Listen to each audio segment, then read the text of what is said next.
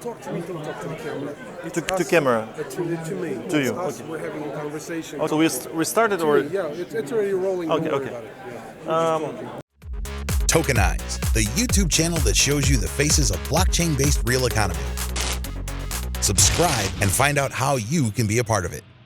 So, hi, my name is Pavel Kravchenko. I'm from Ukraine. I run Distribute Labs, which is a product company. Our goal is to build financial internet, which we see as the situation when all accounting systems talk the same language. With the money, that's real estate or property or whatever. So, is it possible at all? Is it a question of interoperability of tokens? I would say we should not talk about tokens. We should talk about like registries of ownership. And these registries, they have very standard functionality usually, like creating an account, transfer an asset, setting up parameters of an asset, setting up fees, limits, setting up like administrator rights, and etc. So the accounting system in general doesn't care about which asset is in it.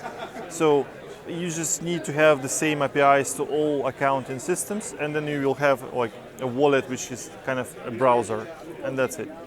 You're a technologist, obviously. So when you talk to technologists, that's what you tell them. But in order to really get out there, to get adoption, you have to come up with a story to tell other people, regular people. I hate the term, but it's Okay. So if you had to come up with that story right now, what would you say to people? Okay, I would say that now you can send a message on internet, on email or Facebook to everybody in the world in a second, and you have a browser. You can access any website, and with any data, financial data, you need to sign a lot of papers. You need to have a specific application for a specific bank. They're not working with each other, so you cannot use application of bank A to manage accounts in a bank B. So what should happen is that we'll have the one browser, many open source, that can talk to any website, any accounting system, and you will store all your assets in one place in here. How does regulatory frameworks going to work on that in that environment? I mean, you have different assets, different browsers, and obviously people from different countries are going to be using that system. So a lot of different regulatory requirements will come into picture. Technically, like even now, like if you becoming a client of a bank, they give you a mobile application. So there is no problem. The government doesn't tell you which mobile application to use. They come up with them themselves or website. So it just, if they use the same mobile application to access Bank A, Bank B, Bank C, it doesn't require any additional regulation.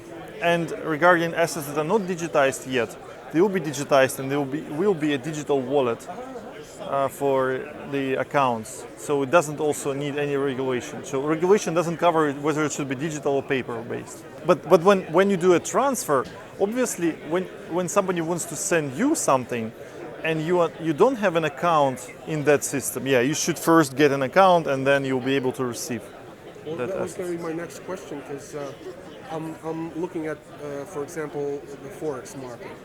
And in order to get gains from that market, you have to go through several conversion operations.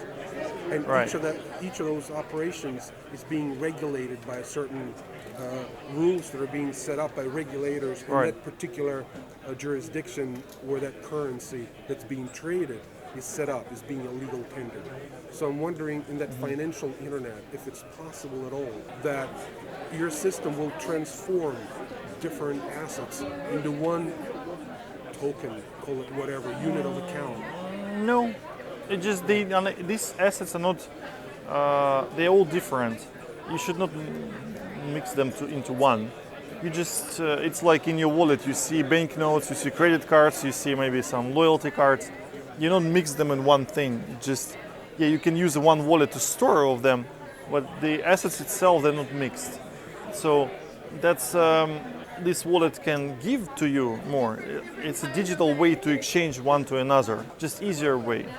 And obviously there will be some fees by some exchange, or if you do it person to person, then maybe no fees. But it depends. So you don't need to introduce any new complexity here. It's just the same assets, it's the same users, it's the same regulation, it's just a digital way to manage these assets. The uniform way to manage accounts. So, is it decentralized or centralized? It doesn't matter. Who's going to hold the accounts? Your bank still hold your money, your registry of real estate will still hold that. If you have a loyalty points, the shop that issued it to them, you have a wallet. You have a key that can initiate a transaction from that wallet. But you still have relationships with whoever manages the asset. If it's real cryptocurrency like Bitcoin, yes, your wallet keeps the key as well, and you don't have anybody who is running this particularly. But for assets that are physical or issued by somebody, you still need to trust them. It's normal. Well, let me step away from that for a second. I know by reputation you're an evangelist. I wanted to ask you as an evangelist, Okay. what are you looking at here right now? What do you see? The tendencies, the trends, the movement. What's the Exactly. thinking? Tendencies, trends, and I'm looking for new customers because people who are willing to pay money for something, they're the best indicator of some trend. Are you seeing anybody out here that you think to yourself, wow, that person could be my client, should be my client, and I'm working for that guy? Who would that guy have to be? Would that have to be a bank, a technology company? Basically, we have a product for developers to create digital ecosystems much faster than it used to be. So, and our typical client is the one who wants to launch in a very short time, like in 2 weeks or in a month, and test their idea. That's our ideal client. How much time do you think that's going to take to implement? Or is it already the whole thing? Is it Oh. already in existence? Or Yeah, we have a product already. We are documenting all our architecture and design decisions.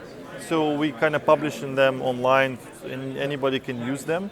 So eventually we believe that financial internet is an inevitable future. So it's just normal. It would be so normal we would be even surprised how we live without it. I hope so. Thanks. Thank you so much. TokenEyes, the YouTube channel that shows you the faces of blockchain-based real economy.